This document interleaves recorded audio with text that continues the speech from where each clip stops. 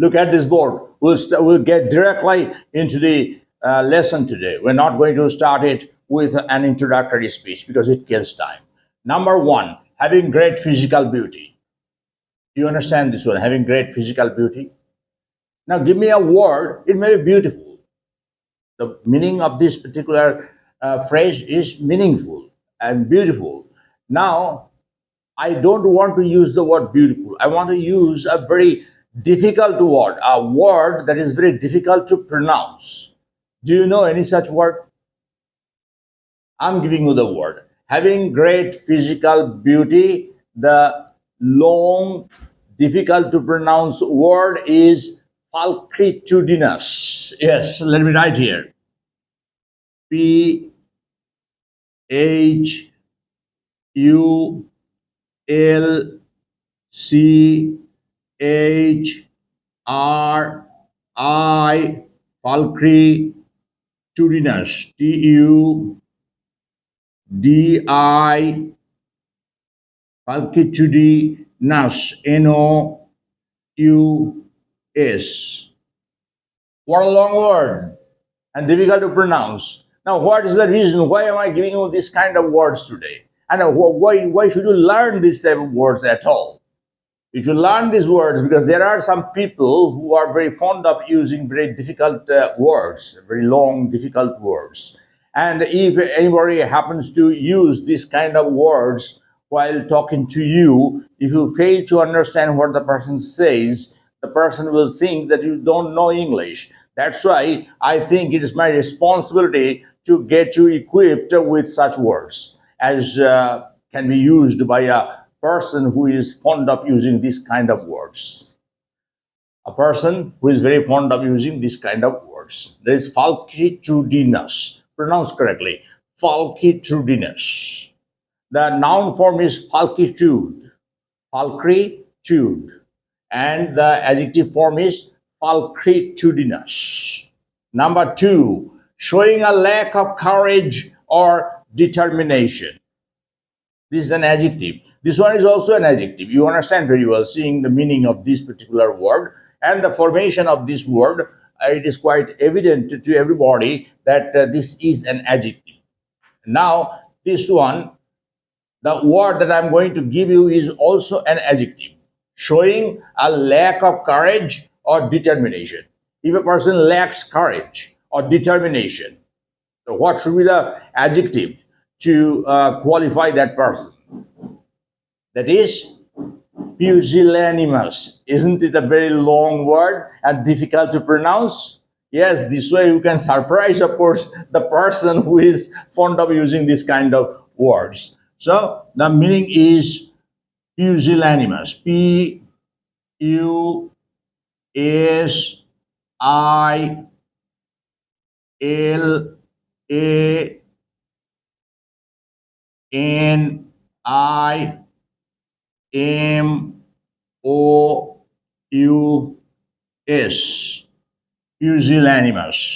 Pusillanimous. Sorry, it will be double L, okay? Not single L.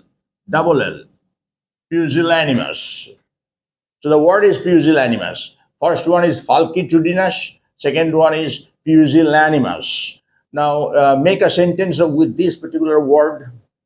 The falcritudinous figure of that man attracts every woman having great physical beauty, the falcritudinous. So the falcritudinous figure or the falcritudinous physique of that person attracts every woman. Number two, showing a lack of courage or determination, pusillanimous. My brother is so pusillanimous that he can't take a firm decision at all without my assistance, without my help, because he is very pusillanimous. He lacks courage or determination. Number three, a bright crimson or pinkish red color. Pinkish red color. It's also an adjective, as you understand. A bright crimson or pinkish red color. Do you know any word which is very difficult to pronounce and a very long word, of course? This word was used by Shakespeare, if I am not wrong, in Macbeth.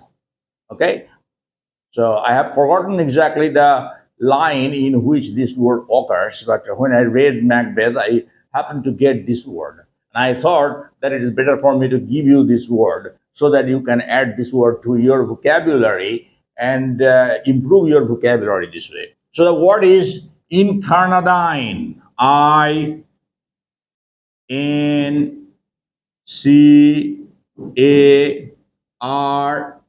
INCARNADINE.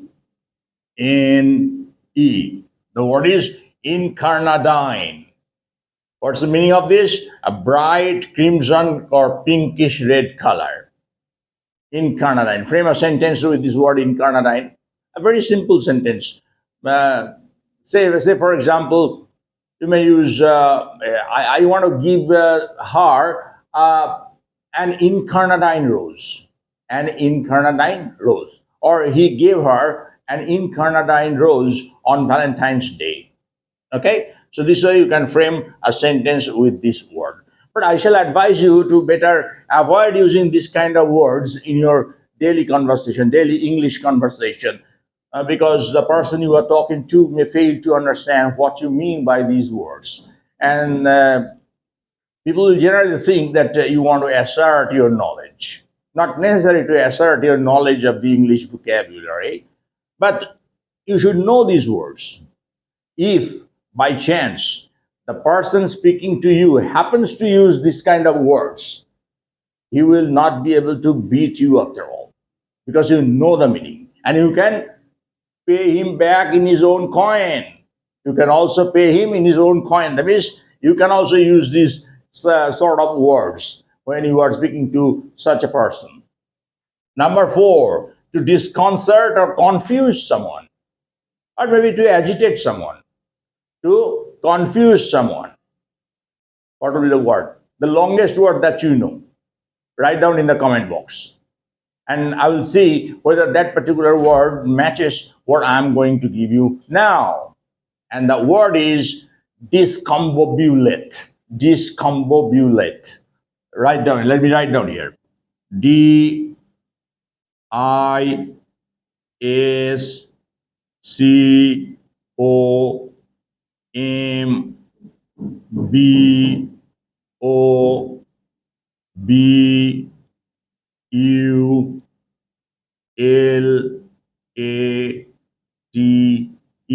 Discombobulate. Discombobulate. Frame a sentence with this word discombobulate. A politician who lives in our area wants to discombobulate the people, common people. Discombobulate the common people, disconcert or confuse someone.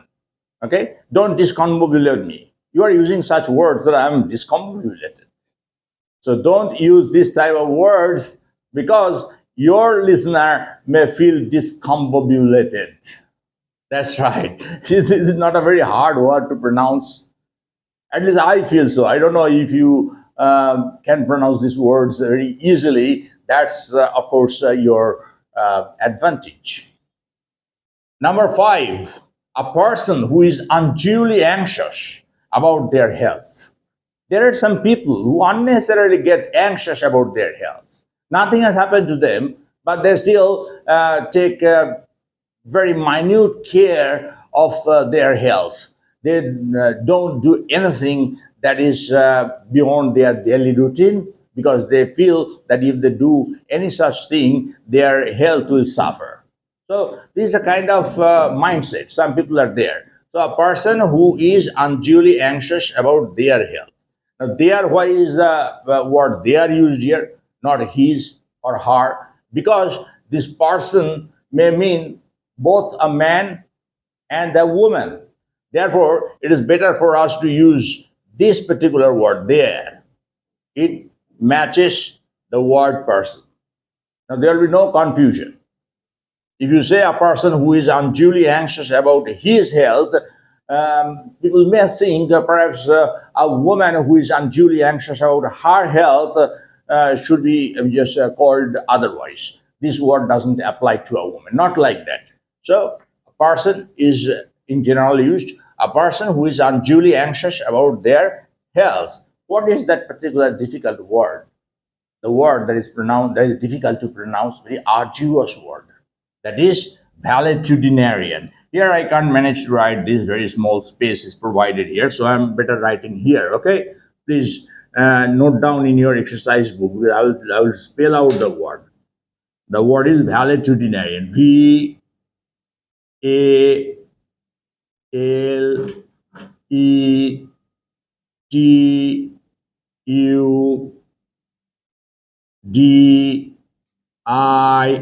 valetudinarian. NARIAN,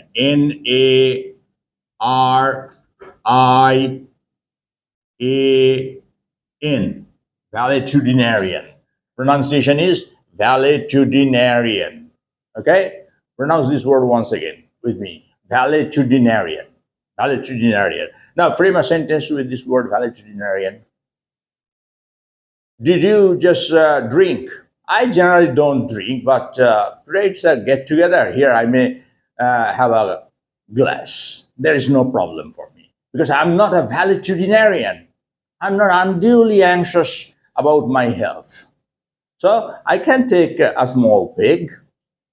So I'm not promoting alcohol, of course. I'm simply framing a sentence with this particular word, valetudinarian. Number 6, of or relating to the day before yesterday or very recent. Of or relating to the day before yesterday, not yesterday, the day before yesterday. This is also an adjective, you understand very well. But the valetudinarian is a noun. It is a noun. It's a common noun, of course.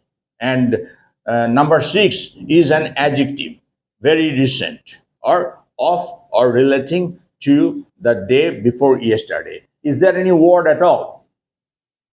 There is a word, and that's also a difficult word to pronounce. And the word is nudiastertian. Nudiastertian. Nudiastertian. Let me write down here. Okay? I'm writing here. My handwriting, as you know, those of you who watch our videos generally know very well that my handwriting is very poor. So I'm spelling out the word when I'm writing here. If necessary, you please note down in your exercise book. The word is nudiastertian. Nudiastertian.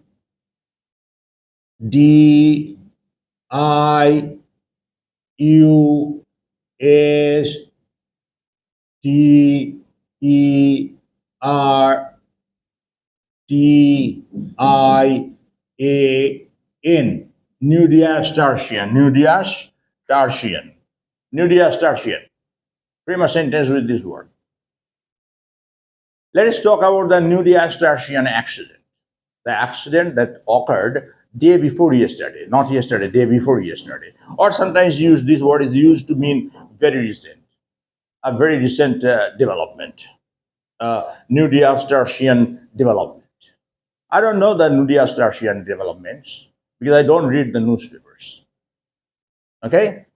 So this is the sentence. Number 7, astounded or greatly surprised. When you are astounded or you are greatly surprised, you may, of course, safely use these words. These words are very common words. Everybody knows the words. So your audience will not feel, of course, discombobulated if you use these words. But the word that I'm going to give you now will, of course, confuse your listeners if they don't know the meaning of that particular word. And that is flabbergasted. Here, let me write down here, okay? If L A double B E R G A S T E D, flabbergasted. I'm flabbergasted. I'm flabbergasted. FLAB. My God, I have made a spelling mistake, Paresh. FLA, not spelling mistake, but the handwriting has become very poor here. FLA double B E R G A S T D. This is double B, okay? Don't make any mistake here. Flabbergasted. It is an adjective, So you may say that listening to that news, I felt flabbergasted. What you're saying, man? I'm really flabbergasted. I'm really flabbergasted. I mean, I'm really astounded or greatly surprised. Greatly surprised. In general, negative in the negative sense it is used. It's not that in the positive sense. Sometimes you feel surprised, greatly astounded, of course, at a particular piece of news that is positive. Okay, say for example, somebody comes in and tells you that you have won the lottery. If you hear you have won the lottery, you generally feel astounded or greatly surprised. But there, this word is not generally applicable. Flabbergasted is not applicable. Flabbergasted is applicable to situations that are negative.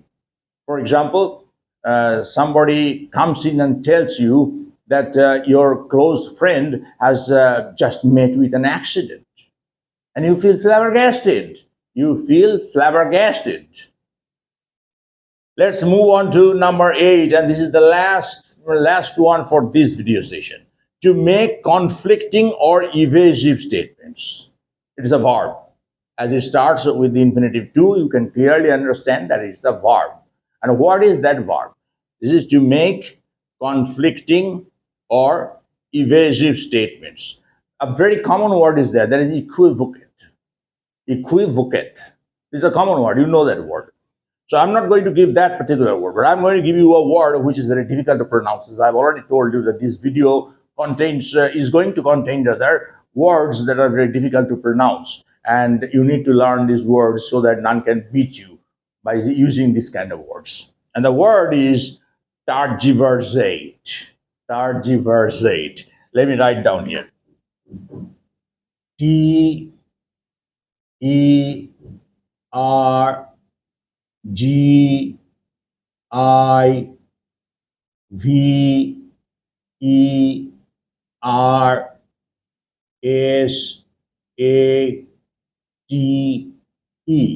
Tergiversate. Tergiversate. Pronounce correctly. Tergiversate.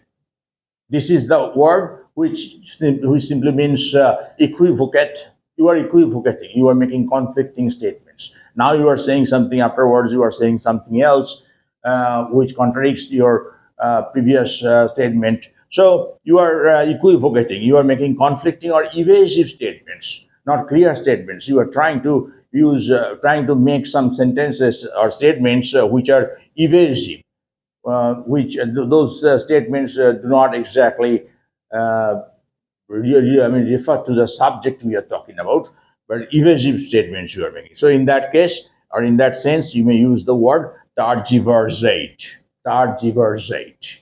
So we have learned 8 difficult words today, and these difficult words may be used when you see somebody is trying to beat you by using this kind of words. And also, it is necessary for you to know these words in order to improve your vocabulary so that you can tell that you know English in the truest sense of the term. It's not that only the common words are in your vocabulary, uncommon words are not there. So when you read something, if there is an uncommon word, it's difficult for you to understand what that particular passage means. Therefore, it is necessary for us to learn this. So these 8 words I have given you today.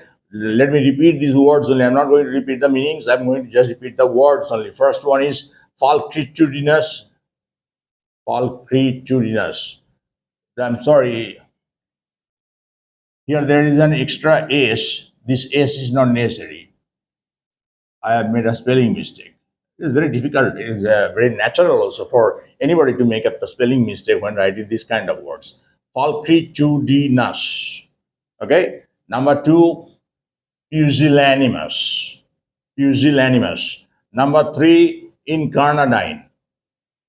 All these 3 words are adjectives.